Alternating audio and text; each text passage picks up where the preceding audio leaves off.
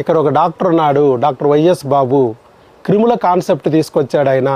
ఈ క్రిముల కాన్సెప్ట్ ద్వారా ట్రీట్మెంట్ చేయడం ద్వారా కొన్ని వేల మందికి ట్యూబులు అయిపోయినాయి. ఇవిడే ఫస్ట్ కాదు, ఇవిడే లాస్ట్ కాదు. నువ్వు కూడా ఎన్ని వీడియోలు చూసుంటావు నాయి? వీడియోలు చూసావు, సక్సెస్ వీడియోలు. ప్రెగ్నెన్సీలే వచ్చేసిన వాళ్ళు ఉన్నారు యాక్చువల్గా మనకి. ట్యూబులదే చూసావు, నీ బాధ అదే కాబట్టి అవి వెతుక్కున్నావు. అవును, ట్యూబులు బ్లాక్ అయిన వాళ్ళు, 2 ట్యూబులు బ్లాక్ అయిన వాళ్ళు ఓపెన్ అయినాయి. అలాగే ఒక ట్యూబ్లో ఎక్టోపిక్ వచ్చి ట్యూబ్ పోయి ఉన్న ఒక ట్యూబ్ కూడా బ్లాక్ అయిపోయి అలాంటి వాళ్ళకి ప్రెగ్నెన్సీలు వచ్చినాయి. సింగిల్ ట్యూబ్ ఉన్న వాళ్ళకి కూడా ప్రెగ్నెన్సీలు వచ్చినాయి.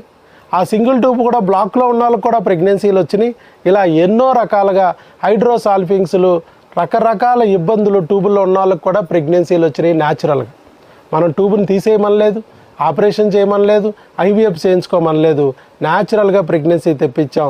డాక్టర్ వైఎస్ బాబు మ్యాజిక్ ఫార్ములా అని ఇంగ్లీష్ మందుల ద్వారా. ఈ మందులు ఏవి కూడా నేను తయారు చేసినవి కాదు, ఈ మందులు ఏవి కూడా నేను సృష్టించినవి కాదు. కేవలము భారతదేశంలో మెడికల్ కంపెనీలు తయారు చేస్తున్న మందులతోనే మిరకిల్స్ తీసుకొచ్చు.